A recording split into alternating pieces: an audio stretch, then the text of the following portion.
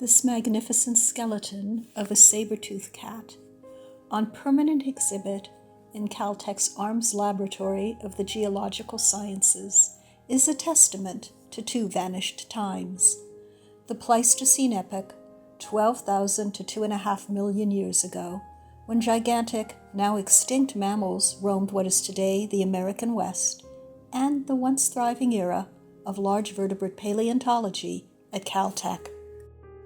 The Caltech story begins with Chester Stock, a UC Berkeley trained paleontologist who made his reputation with the first fossil studies of such Pleistocene creatures as the giant ground sloth. He was recruited to Caltech in 1926 by his former Berkeley colleague John Bawalda, who had just become head of Caltech's newly established Division of Geological Sciences. Over the next quarter century, Stock and his students carried out landmark studies on the evolutionary history of mammals and put Caltech's paleontology program on the map. Much of their work centered on the large animal fossils recovered from the asphalt pools or tar pits of Rancho La Brea, located in what is today the Mid-Wilshire district of Los Angeles.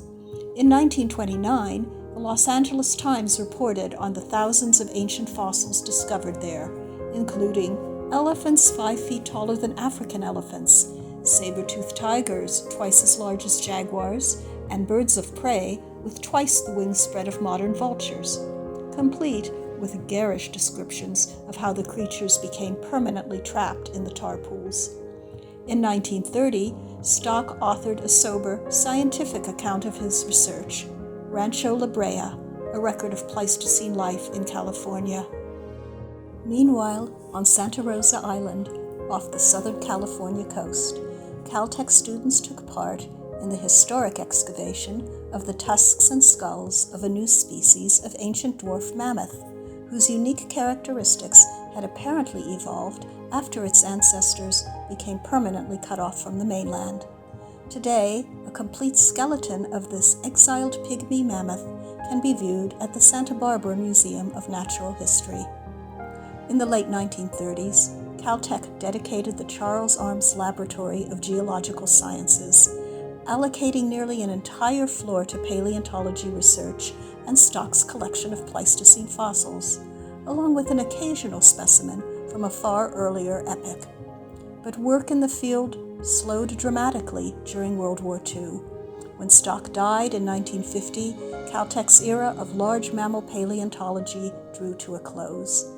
In 1957, the Natural History Museum of Los Angeles County purchased most of Caltech's Pleistocene fossil collection. Its legacy continues today at the George C. Page Museum, overlooking the La Brea tar pits. The museum houses many of Chester Stock's remarkable fossils and attracts hundreds of thousands of visitors annually, offering a window into Caltech's lost world. If you're interested in more early Caltech history, watch our Becoming Caltech presentations on YouTube.